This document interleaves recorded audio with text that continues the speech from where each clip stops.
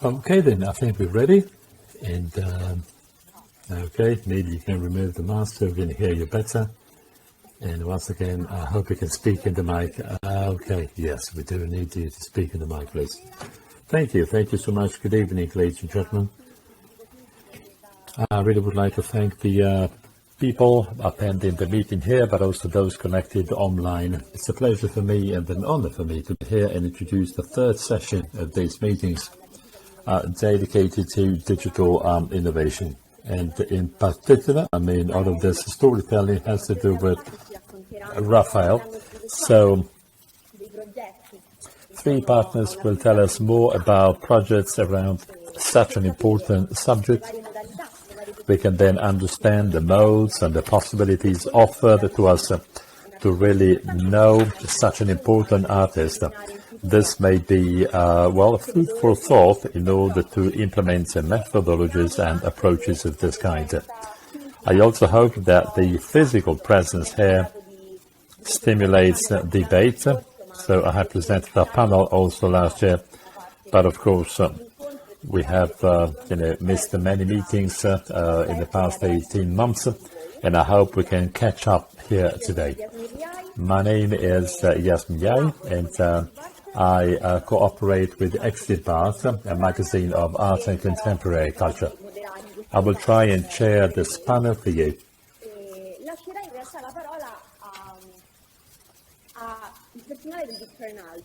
So I'd like to give the floor to the staff. And yes, okay, great. Good afternoon, my name's Hale. Welcome, good afternoon from sunny London. I'm just going to share my presentation. Okay, and can everyone see the presentation? I can't hear anything, so I'm assuming you can.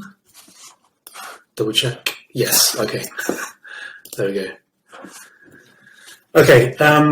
So the V&A has in its collection a set of 7 full-scale designs for tapestry painted by Raphael, which are considered one of the greatest treasures of the Renaissance in the UK. They were commissioned in 1515 by Pope Leo X for the Vatican Sistine Chapel, and depicts the lives of the apostles St. Peter and St. Paul. When Raphael was commissioned to produce the tapestry cartoons, he was at the peak of his career and the most celebrated artist in Rome. The process of tapestry making is a complex one and would have represented a major technological achievement at the time. Tapestries are not created directly onto a loom. The process involves an artist designer who draws the composition and a weaver who translates the design into a woven textile. The weaving process meant the final tapestries would become a mirror image of the design. Raphael checked how his compositions would look in the tapestries by creating counterproofs of his drawings, or impressions in reverse. Once he was happy with his composition, him and his team worked up a modello, which is a small-scale and more refined presentation drawing than the initial sketches. Raphael's workshop then pasted together hundreds of sheets of paper to form large-scale papers for the cartoons, the same size as the finished tapestries, which are about 3 meters tall and range between 3 to 5 meters wide, so very large. Raphael and his team set about transferring the designs to the large cartoon. They used charcoal to create an underdrawing, which was a monochrome guide for painting the scenes. The final stage of creating the cartoon was to paint it. The cartoons were then sent to Brussels, to the workshop of Peter van Alst, who was a leading weaver of the time. The weaving process would destroy the original cartoons, and so the weavers needed to create duplicates to use on the looms. They placed a blank sheet of paper of equal size under the cartoon and pierced the outlines of the design to create a copy. These would be maps of dots, which would form together to create the line drawings. The duplicate designs were then sliced into strips so that they could then be used on the looms. It took about 3 years to complete 7 of the tapestries, which were then shipped back to Rome and displayed in the Sistine Chapel. The survival of the cartoons is an interesting story in itself. Fortunately for us, they have been on loan from Her Majesty the Queen since 1865, the year they were transferred from Hampton Court Palace to the South Kensington Museum, as the Victorian Albert Museum was then known. And here we have some incredible images from that time showing the cartoons having been packed up and being transferred by horse.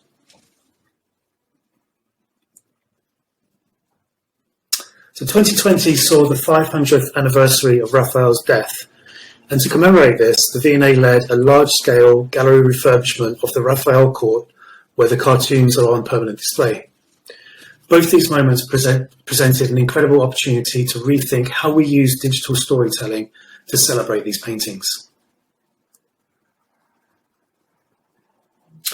We commissioned Factum Foundation for Digital Technology and Conservation to carry out a high-resolution recording of the 7 cartoons. This was one of the largest scale art digitization projects ever undertaken.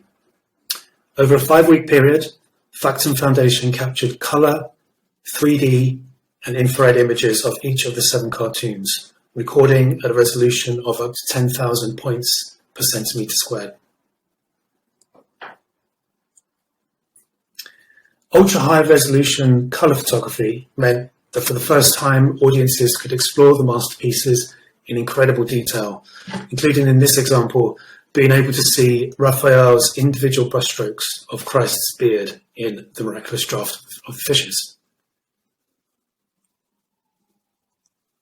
Infrared photography allows us to peer below the paint surface to Raphael's original charcoal underdrawings and to witness any changes he may have made before applying the paint layer.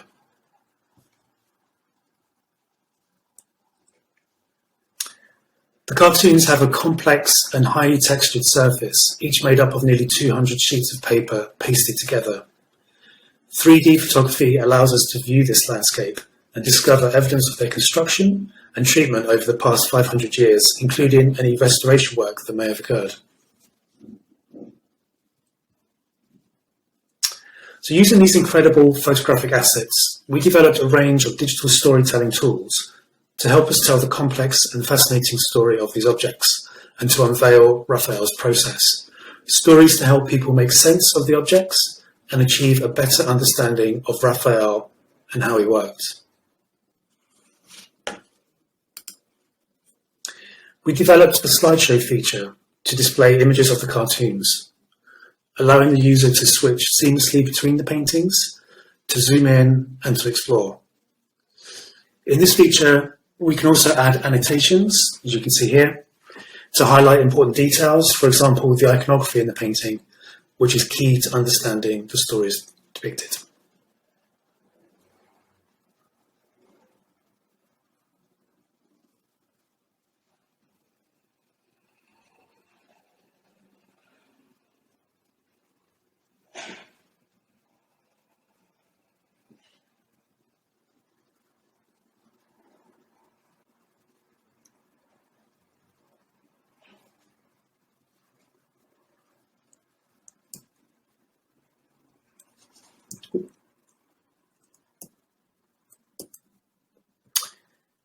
Using the same slideshow feature, we were also able to present a curated selection of images from across the various photography that reveal insights into Raphael's design process, how the cartoons were used, and how they've fared over the past 500 years.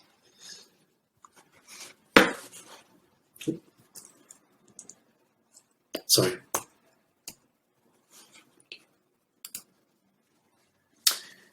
Here in an infrared image from the miraculous draught of the fishes, we can see the original underdrawing where Raphael made adjustments to Christ's forehead and eye.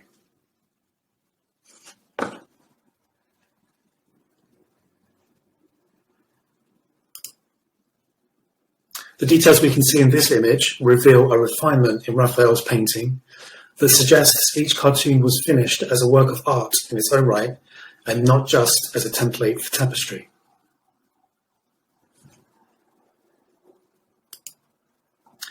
Here, in the healing of the lame man, we see some of the thousands of pinholes that were made by the weavers to create the copy of the design that would then be used directly on the loom.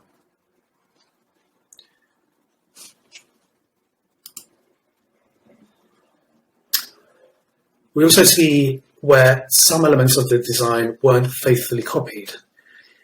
In this cartoon, Raphael paints a cityscape, but in the corresponding tapestry, we find a hilly landscape instead. And you can see the absence of pinholes in this detail. Here we can see how the pinholes run. We can also see how the cartoons have fared over the past 500 years. In this image, we can see how the pinholes run close to the ragged edge of the paper, suggesting that we may have lost some details.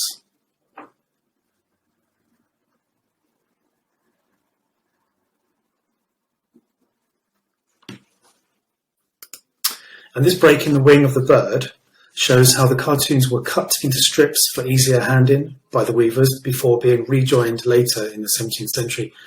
It also shows how restorers have dealt with a missing part of the design by painting directly onto the canvas.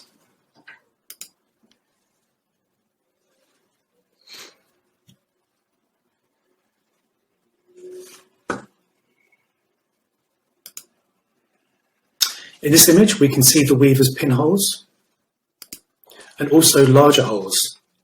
These were created by students in the 19th century who were allowed to copy the designs by pinning tracing paper directly onto the painted surface, which is a practice that we don't encourage anymore. The photography also revealed a new discovery. Here you can make out a faint watermark, a crossbow enclosed in a circle. This mark indicates that the paper was made in Italy in the early 1500s, which supports the time and the place where Raphael created the cartoons.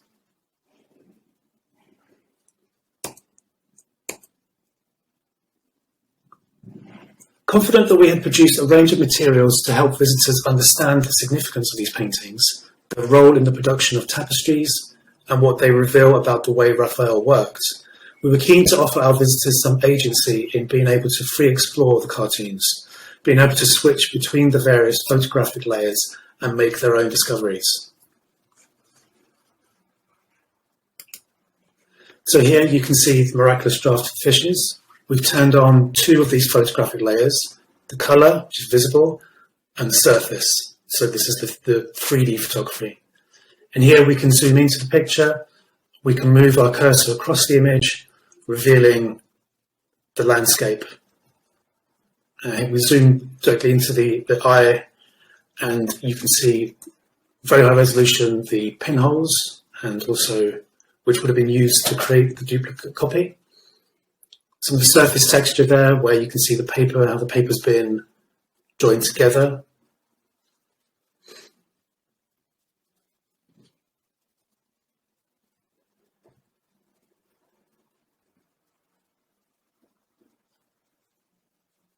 And here we can switch on the infrared. So we've revealed the underdrawing, so the original charcoal drawing that Raphael would have made. And here we can move our cursor and see both the colour and the original underdrawing. And just to kind of mention again this detail where you can see quite clearly in the underdrawing how Raphael has made an adjustment to his original drawing, shifting the line of Christ's forehead and eye.